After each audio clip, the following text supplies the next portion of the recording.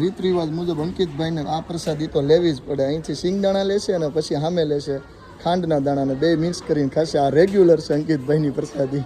અમે તો નીકળી ગયા, પછી ખબર પડી કે આ તો પેટ્રોલ તો છે જ નહીં ગાડીમાં. તો પહેલાં તો અમે ગયા પેટ્રોલ પંપે અને ત્યાંથી ફાઇનલી અમે પેટ્રોલ પુરાવીને નીકળી ગયા છીએ. મિત્રો આવી ગયા અમે પછી પૈસા ઉપાડવા, અને ડીમાર્ટમાં જવાનું હતું તો જોયું તો પૈસા તો નથી, એટલે આવી ગયા પહેલાં તો પૈસા ઉપાડી લીધા છે પૈસા. હવે તો પછી અમે પૈસા ઉપાડી અને ફાઇનલી અમે નીકળી ગયા છીએ ડીમાર્ટ તરફ. મિત્રો તો રસ્તામાં આવી એક ગૌશાળા, તો અમે આની મુલાકાતે અવારનવાર આવતા જ હોઈએ છીએ. બહુ મસ્ત મજાની ગૌશાળા છે.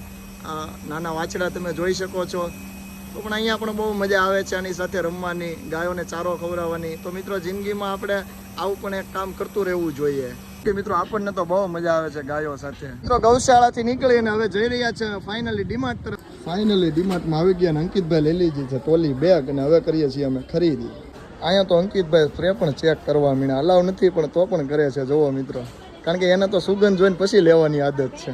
રીત રિવાજ મુજબ અંકિતભાઈને આ પ્રસાદી તો લેવી જ પડે. અહીંથી સિંગદાણા લેશે અને પછી સામે લેશે ખાંડના દાણાને, બે મિક્સ કરીને ખાશે. આ રેગ્યુલર છે અંકિતભાઈની પ્રસાદી. ત્યાં તો મળી ગઈ અંકિતભાઈના રિલેટિવ, એટલે અંકિતભાઈ તો કરવા મીણા વાત. હવે ફાઇનલી કરી લીધી છે ખરીદી, અમે નીકળી ગયા છીએ હવે બહાર.